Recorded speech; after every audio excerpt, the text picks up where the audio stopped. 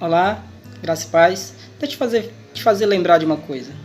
Quando você era criança, que sentia-se ameaçado por alguma coisa, qual era a sua primeira atitude?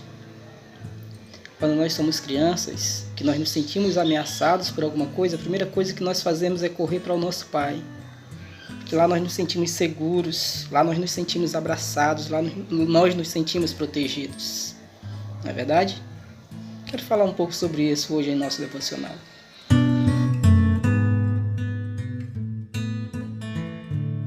Se o meu povo que se chama pelo meu nome se humilhar e orar e me buscar e se converter dos seus maus caminhos, então eu ouvirei dos céus, perdoarei os seus pecados e sararei a sua terra.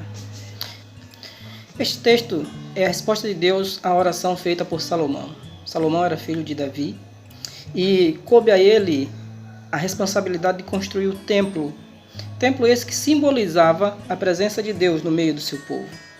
E aí, quando Salomão está na inauguração do templo, ele faz grandes sacrifícios e faz uma oração.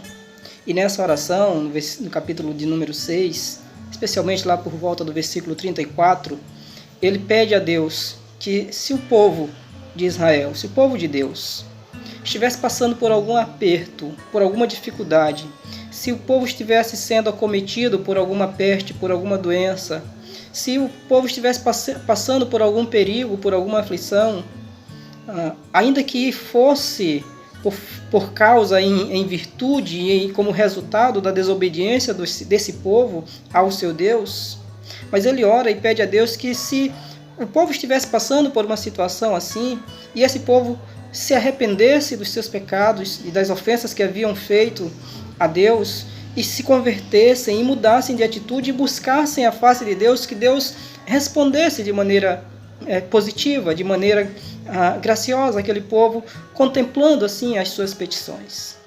Então Salomão faz essa oração, consagra o templo ao Senhor, e no início do capítulo 7 nós lemos que a glória de Deus encheu o templo de tal maneira que os sacerdotes não podiam entrar no templo, tamanha era a glória de Deus presente naquele lugar.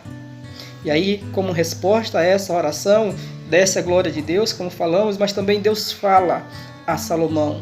E chegamos então ao texto que nós acabamos de ler. Quando Deus fala ao seu povo e diz: se o meu povo, que se chama pelo meu nome, se humilhar e orar e me buscar e se converter dos seus maus caminhos. Observa que Deus enumera pelo menos 4 atitudes para que o seu povo pudesse seguir, de maneira que, uma vez o povo tendo pecado, tendo se afastado de Deus, ele seguindo essas instruções, ele tomando essas 4 atitudes, Deus responderia de maneira positiva às suas orações. A primeira atitude que Deus requer do seu povo é que o povo se humilhe, ou seja, reconheça que é pequeno, reconheça que é incapaz de solucionar determinados problemas, reconheça que depende exclusivamente da graça e da misericórdia de Deus.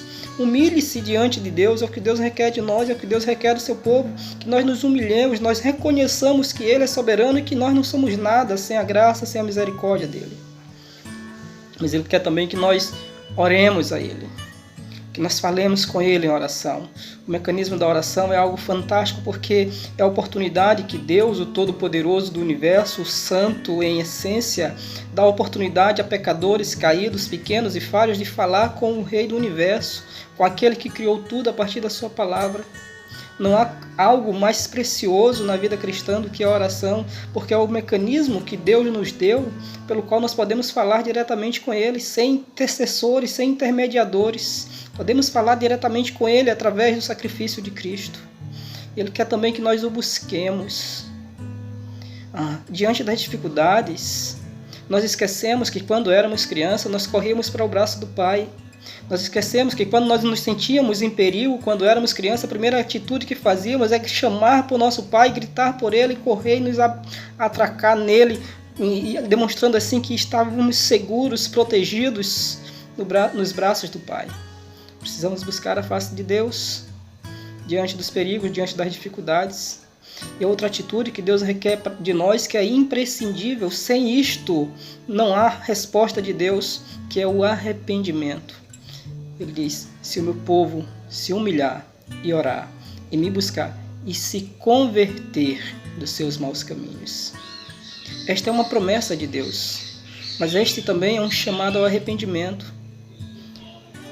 O gênero humano é caído, caiu em Adão, e desde Adão nós viemos pecando e nos afastando de Deus. Então ele envia seu Filho Jesus para que nos religasse a Ele, nos levasse de volta a uma comunhão com Ele. E para que nós tenhamos essa comunhão restabelecida com Ele, nós precisamos nos arrepender. Arrependimento é mudança de mente, é mudança de atitude, é mudança de pensamento. É isso que Deus requer de nós. Estamos passando por um momento difícil, estamos enfrentando uma pandemia terrível que está ceifando vidas. Mas se o povo não se arrepender, se a nação não se arrepender, se o mundo não se arrepender, as coisas tendem a piorar.